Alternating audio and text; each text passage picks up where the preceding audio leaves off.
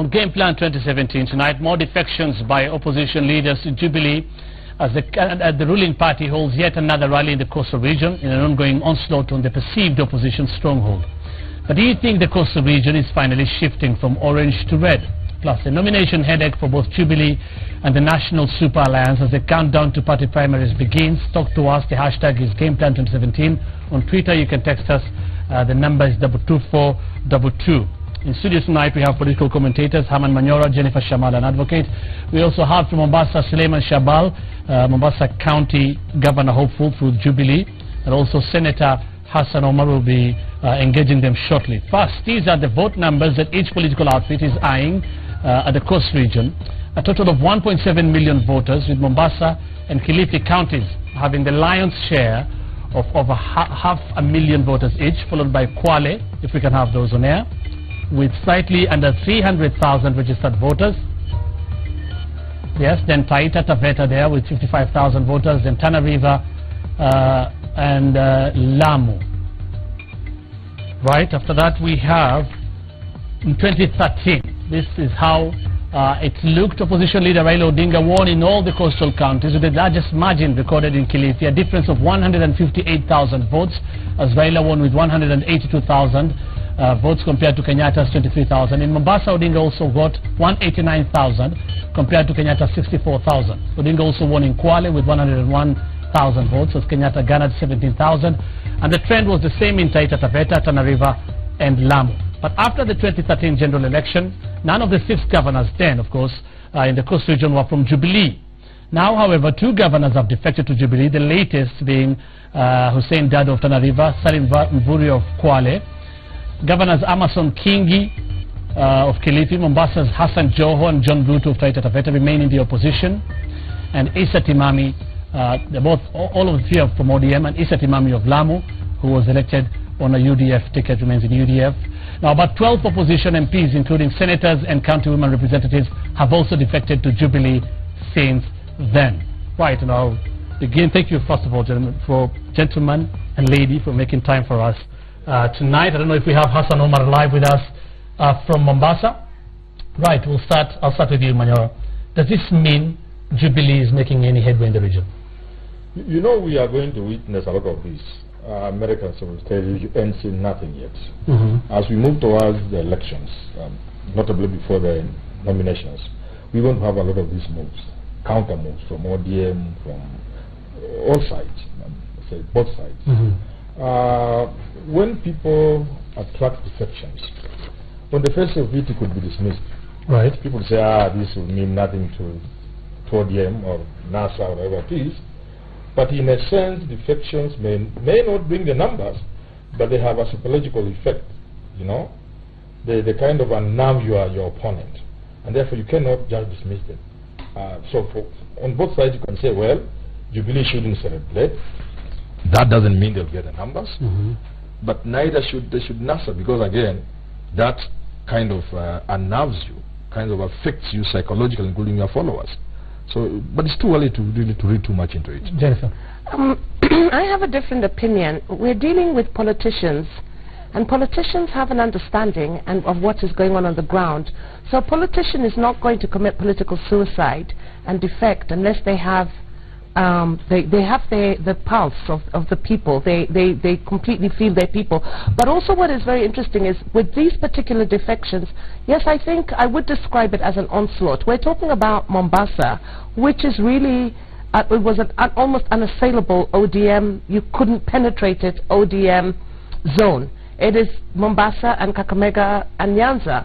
So when something like that happens, yes, it has a deep psychological effect on the parties from which they defected from. So yes, I tend to agree that you will have more of these defections, but the kind of defections we're going to have is inter-party within their coalitions because of the nomination. Will that translate to anything in terms of votes? That's the question. Do you think it means anything in terms of votes? I do not think that they would have been just, what is the reason for the defection? They must have done, these are politicians.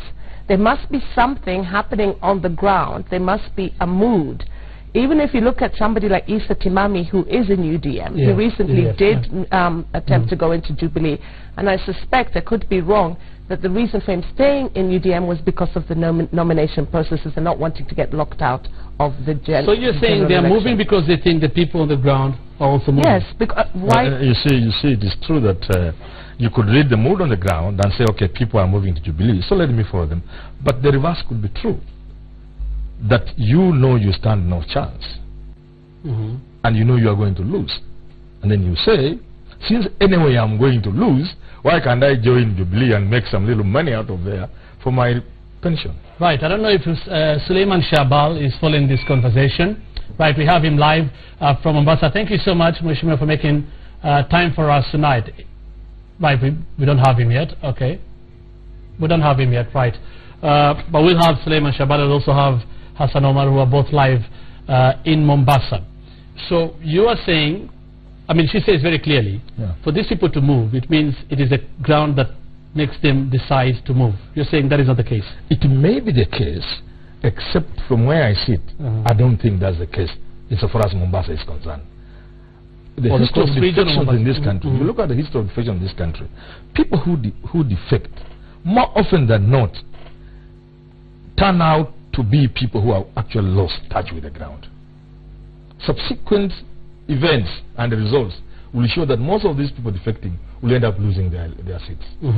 Okay, realistically, we've seen the numbers, we've seen the figures of 2013. Realistically, what do you think, or what is the percentage of votes you think the president and his team are targeting at the coast region as a whole?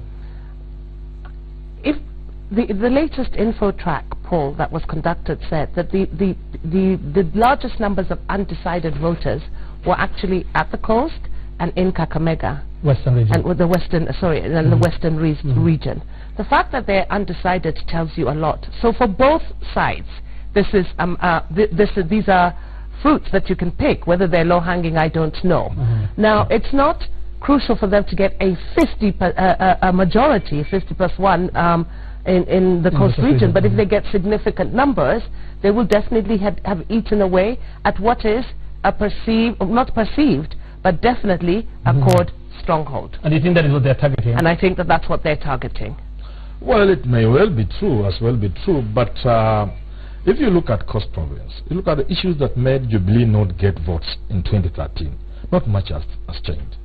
And I very much doubt that they can reap much more than they did last time. They got maybe about 16%. I don't think they could get to 20%. Because nothing much has changed really at the coast. If anything, things have gotten worse.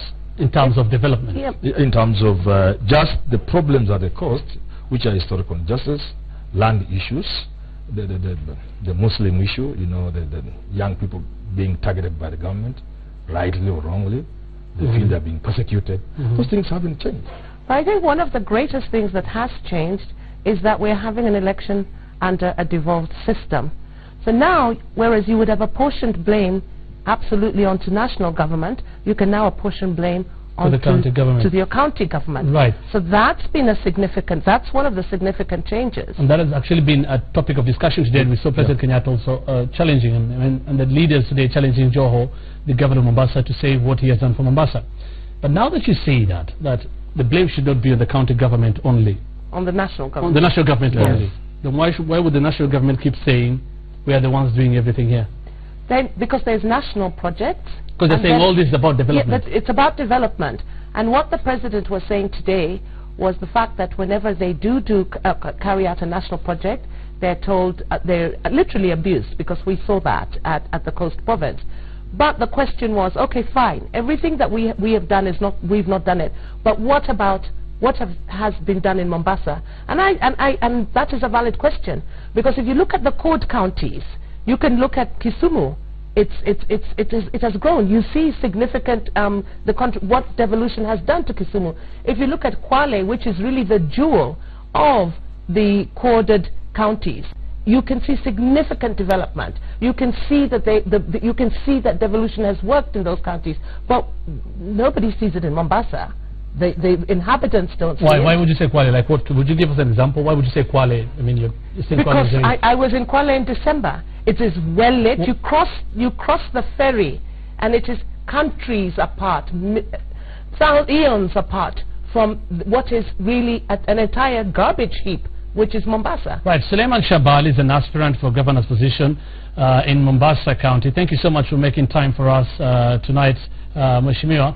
If you've been following the conversation, of course we are asking tonight whether the coast region, the perceived opposition stronghold, is moving or gravitating towards Jubilee with the defections that we saw. We have varied viewpoints here in studio tonight. One of those is that maybe people are defecting because the people on the ground are showing them they're going to Jubilee.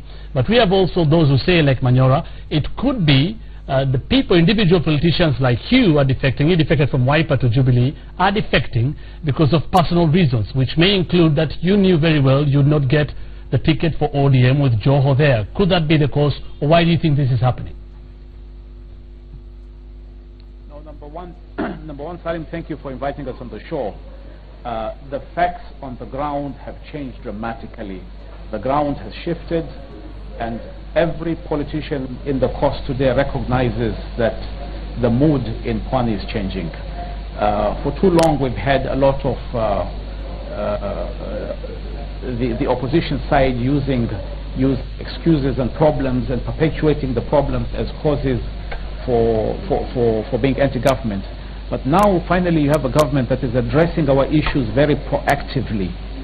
You know, I'm fed up as a coastal person of hearing of the land problems being used as political bait. Now we have a government that is actually addressing that issue, and I think it's making the NASA people very uncomfortable. So this story that we're moving for personal gain is a complete nonsense. So why did you personally, why did you move? Why did you move? I was in Wiper for 2.5 years trying to convince my brother and my friend Stephen Kalonzo that this was moving in the wrong direction, and he kept on insisting we have an MOU with Raila. We're about to see that MOU dumped in the dustbin now. I think it is time for us to recognize that finally we have a government that is on the right track, that is actually delivering, that is producing the things that we want to see, and there is no good reason why we should continue staying outside shouting when things are happening. Okay, fair enough. Fair enough. Fair enough. You said you're seeing a government that is doing good things. Could you kind of elaborate that very briefly, so before Manyora jumps in? Let's start with land. Mm-hmm. Go ahead. Are you talking to me? Or are you yes. talking Yes. to Go ahead, please. Yes. Let's start with land. Land has been a very sore issue for the last 50 years. Okay. Raila has made a career out of using the land issue as a cause celebre. But this is the same guy who was Prime Minister for 5 years, and his minister was Minister for Land, and made absolutely no effort to address the land issue. Mm-hmm. Now finally you have Uhuru Kenyatta and William Samoei Arap Ruto saying this is a serious issue, let's address it, and it is being addressed. That is one of the starting major points that we have, and I think it's a major issue why cost is moving towards Jubilee. All right, let me bring in Manyora on that. I think the aspiring governor, who is a good guy, has touched on what is actually the worst thing he should have touched. Land is at the center of problems in the coastal region of this country. There are families, absentee families, who own land, huge tracts of land at the coast. There was a time, there was a member of parliament, it was called Ndenya or somebody, from Taveta. The entire constituency was made up of squatters. All his voters were squatters. There are people in Taita Taveta who own hundreds of thousands of acres of land, previously under sisal plantation. Most of it idle today. What so far has happened? Nothing. The government has done nothing. By issuing title deeds. Splashing 10,000 title deeds when a majority of people in coast don't have land. Land is owned by a handful of people. You can count 1, 2, 3, 4, 5. Similar to what's happening in Laikipia. You don't see that as something for anything? No. Similar to what is happening in Laikipia. The issue of land is an issue across the country. It's not just at the coast province. Right. But it's also similar in Laikipia. You have 90% of the land owned by ranchers, and the majority of the pastoralists don't have access to pasture. So if a government moved there and issued 10,000 title deeds in Laikipia, when Mzungus own hundreds of thousands of acres, when livestock is dying and they can't access those ranches, just for pasture, not to own the land. Okay. You can't say you have some land. So as you sort out this mess, yes, the bigger mess, yeah, what will be the problem with giving or issuing title deeds? Tokenism. That's token. That is an insult to people. How can you go from landless to being issued with a title deed, and then one says that it's tokenism? Because he says there's the key issue, what is behind this is historical injustices, which actually there, which are supposed to be addressed, for example, by the Truth and Justice and Reconciliation. And we accept that there are land issues, but the question is, it is, you know, I think it's a bit unfair to put everything on one administration. We are over 50 years into independence of this country, and to expect that everything should have now been done within the framework of after 2013 and now when we are actually within, you know, living our new constitution, enacting it, that it should have been done within that framework within 4 years is a bit unfair. But let's take a small corner of this country. Let's call it like Laikipia or Coast. Let's have an area that has about 600,000 hectares of land owned by people who are not even Kenyans or a few families in this country.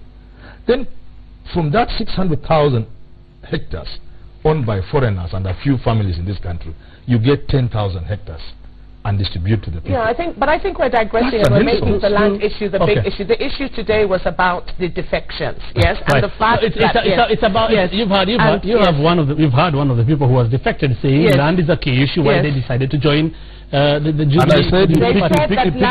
They actually said that land is the issue that has been overplayed and is being overplayed. There are good things Jubilee has done at the coast. You should have picked it up. But then he picked the wrong one. For example, we have the Truth, Justice and Reconciliation Commission's report on these injustices, which has not been handled. You know, the Truth, Justice and Reconciliation Commission, I personally am an advocate on one side, so some certain matters are sub judice. There are also issues with the Truth, Justice and Reconciliation Commission report. I'm not saying that 90% of it is not correct. Okay. But there are certain things that are incorrect. Now, with regards to land, there are land injustices in this country. Yes, but if we're going to rely on the Truth, Justice and Reconciliation Commission report... Salim, can I interject? Yes, you can interject. You can interject, Honorable Shawaf.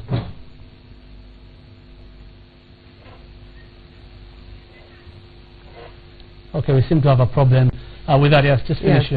Yes, so, but I'm saying that I feel that there's the land issue.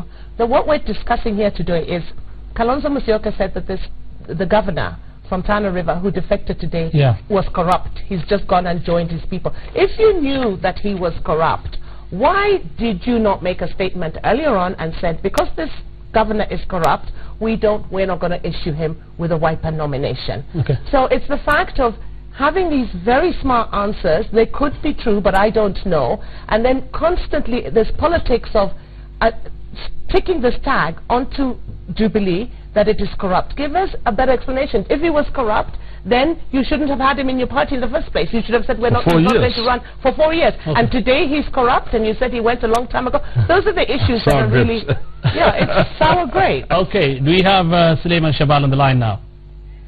Yes, we have Suleiman Shabal on the line here. What we've just been listening, we've been listening to is a statement of fact. Every Kenyan knows that hundreds of thousands of acres are owned by a few people. What is the solution? See, and the Jubilee government is coming up with a solution. For the first time, we're seeing some real action. And then I hear this thing suddenly changing to stories of corruption. My friend, corruption is our national cancer. Every single governor, or most of the governors in this country, have been accused of corruption. Right. Most of them are Jubilee, opposition governors. So let's address this question of corruption. Okay, Honorable Shabal, with all fairness, governors who have been accused... Wait, please. Okay, Salim, please hold on a second. Please hold on a second. Okay, go ahead. Please hold on a second. This president has reached out and tried to do something about this corruption. He has fired people from his own cabinet, showing a serious willingness to deal with this issue. Okay, so let's not turn around today because Dado has left Wiper and try and accuse him of corruption. Okay. Let's be a little honest about the whole. Dado has moved simply because he's fed up of his party not going anywhere. Fair enough, but I was making the point that from EACC and the records you see, and the counties that are being investigated, it's not only opposition governors that are being investigated. We also have governors from Jubilee who are being investigated. That is a clarification I want to make. But the question I wanted to ask you about land, you said let's just move on with it. Let's just move on. But I want to ask you what Manyora had also brought up. Why can't, if you really care about land, you are from the Coast Region, why hasn't the Jubilee government tried to go deeper and handle the historical injustices, the issues in the TJRC report? Let me help me before he answers. Okay, very because briefly. Let me just help you. How things are done. Governor, let me help you. No, let me answer that question. You asked me a question, Salim, let me answer that. Just finish. Go ahead. You cannot expect, okay, Salim, you cannot expect a problem that has persisted for over a century to be sorted out in 3 years. But what the Uhuru government has done in 3 years, successive governments from independence have not been able to do even 10% of what they've done, including the last Prime Minister and his Minister of Lands, who are Raila and Orengo. So let's give this government credit. They are really making an effort, and Kenyans appreciate it, particularly here in the coast. That's why you're seeing this gigantic movement. All right, when you want to counter that. What I was saying is this. Jubilee fraternity. We know land is a difficult issue. Experts will also tell us there will never be enough land for all of us. Yes. We must come up with policies that are that show we know that land cannot expand. Okay. Now, but what I'm saying is this. You, Jennifer, you are a foreigner. You own 100,000 acres of land in Kenya. There are squatters there. The lease has expired. The government renews it. It's renewing your lease. You are a foreigner. And yet there is it a government or county government? Who renews? I'm talking about government. Yeah. You renew your 200,000 acres. We renew as government your lease, and the fellow Kenyans are there. Yeah, but I don't. Landless. I do not. Your lease has expired. But you can't put Why that can't we now change so you, that we give this land to landless Kenyans? If you see what has there been would be a complication if your lease was still current. We don't want to take your land from you, but there are people whose leasehold has expired. And the government is busy renewing such a lease. But are you saying they're busy renewing them in Mombasa? No, but we cannot make these wide... You live in this country? You live in this country? No, because what you're suggesting is that the government is the one renewing the... You had a critical case? And we're talking about the fact that Jubilee has said that they've given out title deeds. Right. They have...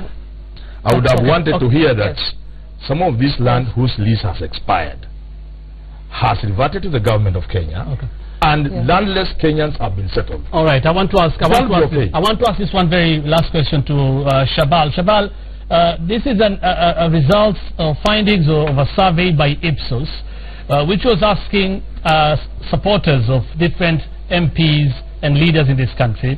The question was, this was in January, it was conducted in January. The question was, what do you think is the main reason an MP, he or she, has defected? Now, majority, 44%, said they have defected because of personal benefit or greed, that it's not informed by what is happening on the ground or because of the people, with 26% saying to increase their chances of the election. So, with only 4%, 21% saying for development, what would you say? What would you say about that? My friend, if we were to believe the polls that are being done in Kenya, Raila Odinga would have been president three terms ago. A lot of these polls are designed by the people who want to see specific results. So I have very little faith in these polls. But these are scientific polls. It's a story that people are changing because of personal benefit. I know these people who are changing. I know them personally, and I know why they are moving. And I can tell you they're not doing it for personal reasons. The ground, my friend, has shifted. All right, Shabal, Suleiman Shabal, thank you. On the ground, who are telling their leaders it's time for a move. Okay, Suleiman Shabal, thank you so much for making time for us tonight. We'll shortly be joined by Mombasa Senator Hassan Omar, of course, who's from the other side, that does not think that these defections mean anything. For the sake of Ipsos, this scientific poll, but just a disclaimer, because of the small sample size in Mombasa or in the Coast region when they were doing this poll, they make it clear that the margin of error could be a bit high. But there has been a trend all through the last 4 years, and they're talking about. You want to talk about this? Yes. But the question here is, what do you think? What is your opinion? Yes. So that's not scientific. That's a perception. It was a survey. Now, yeah, but the question is, what do you think? Why do you think they have defected? So what kind of person would you want? It is not proven that they defected. For example, let's take the example of a member of parliament. So you would defect to Jubilee. Your total earnings in 5 years at 1 million a month is 60 million at the minimum, all right? With perks, let's say it would be 100 million. 10 or 13 is 130, is that 130 or 1.3 billion shillings, okay? So you're suggesting that that money has been paid out. If I saw in Nyanza a politician defecting to Jubilee, I would find it a bit odd.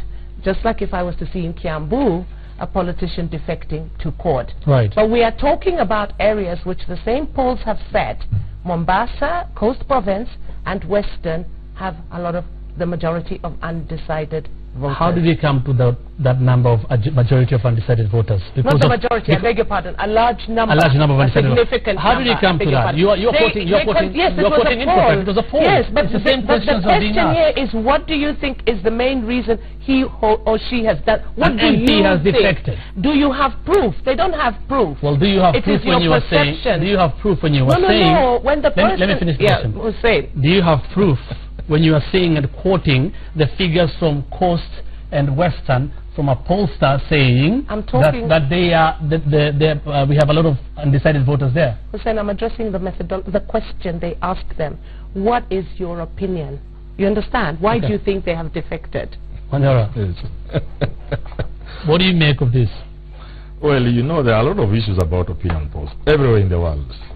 Our good friend from Mombasa is saying he doesn't believe in opinion polls. But you can bet your last cent or coin, if they said he was going to beat Ali Hassan Joe, he will be celebrating the polls. So really, you can explain, look, for example, in Western Kenya, one of the reasons why you could have undecided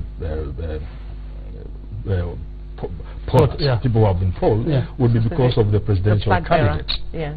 Okay. People may not be decided because they don't know whether it will be Musalia. They want this flag to be taken by Musalia Mudavadi. So they could be waiting and see. So when you go and poll them, they could be undecided, but that can be explained by that idea of who is going to carry the flag for NASA. But then that would, the explanation would be that if Musalia does not carry the flag, then they could defect. Okay. It could have such an implication. Yes. Right. Hassan Omar now joins us live from Mombasa County, the Senator from Mombasa County. Hassan Omar, thank you so much for making time for us tonight. I'm sure you have heard what was happening in Tononoka grounds.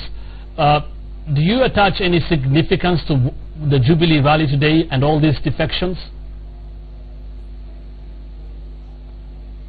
I didn't hear you very well on that, I'm saying.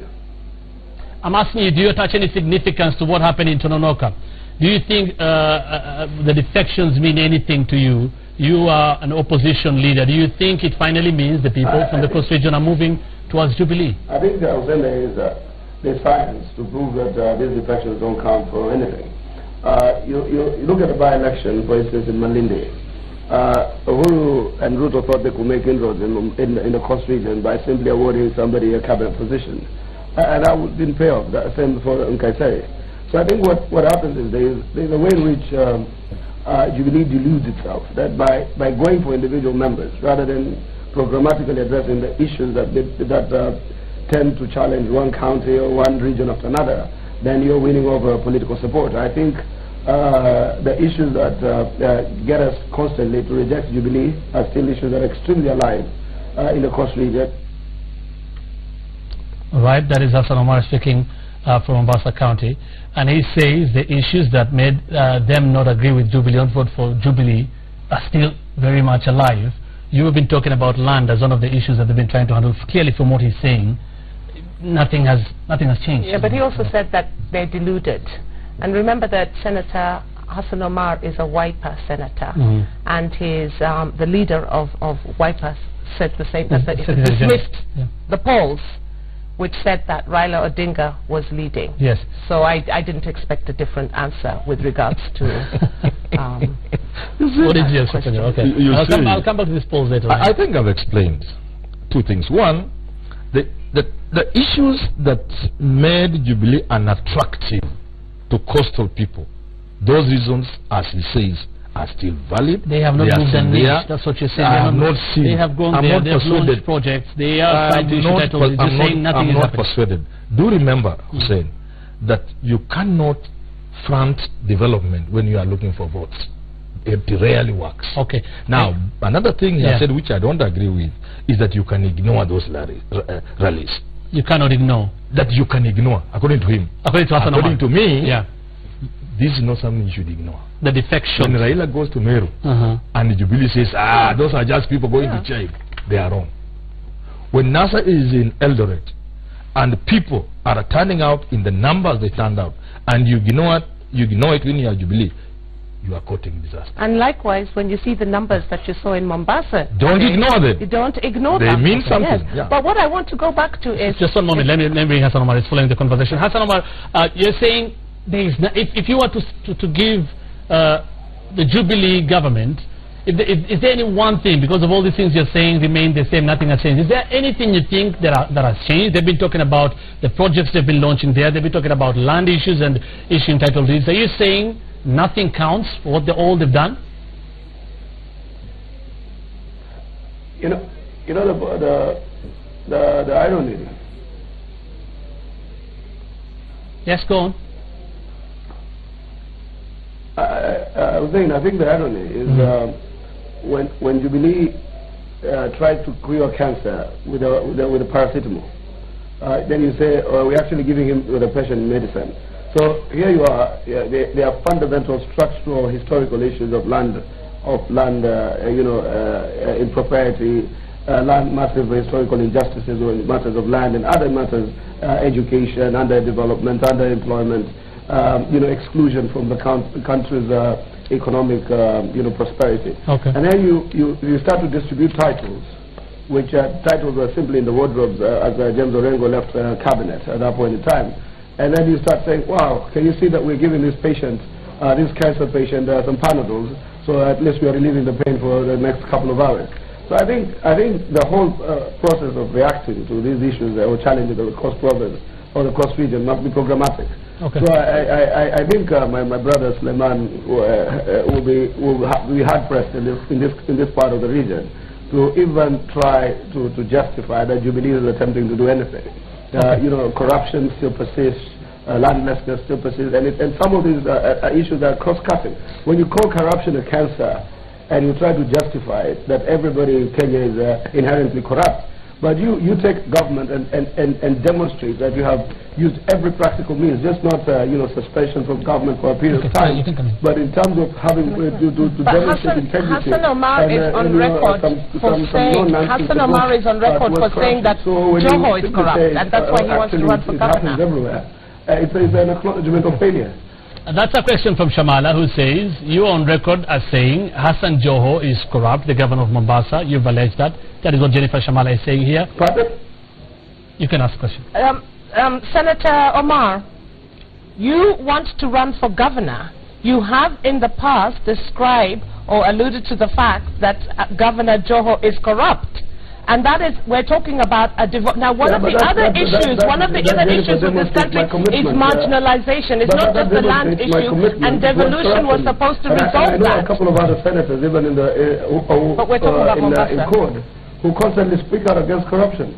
So when I speak about corruption by Mombasa County or in any other county, that should demonstrate to you that we are committed to fighting corruption, that it will not spare anybody, we will speak about it.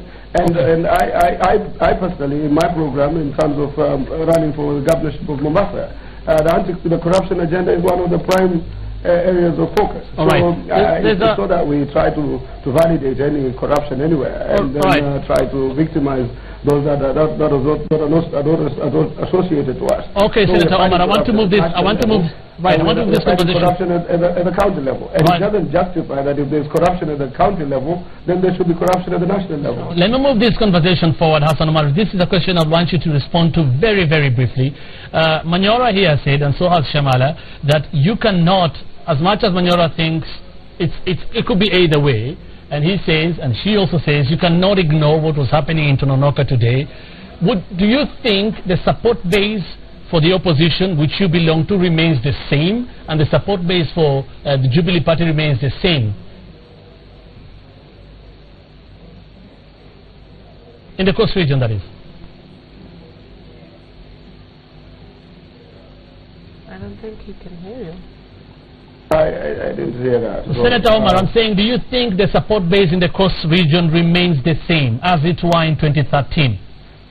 Because they are saying here in studio, you ignore what has been happening at your own peril. We use it, assuming we even use some of these polls, we constantly... Oh, sadly, again, we seem to have lost him there. Okay, I'll move to the next issue very briefly because we're running out of time. And this is Wiper leader Kalonzo Musyoka. I hope Senator Omar will be following this as well. Dismissing an info-track poll. First, let's hear what the Wiper leader had to say. For you pollsters, whoever you are, Ipsos, Sinove, I'm mentioning you by name. Info-track. Jameni, wacheni kupotosha akili za Wakenya. Wakenya wamechoka na kupotozwa and to be given fake, cooked up figures. Wacheni mchezo jameni.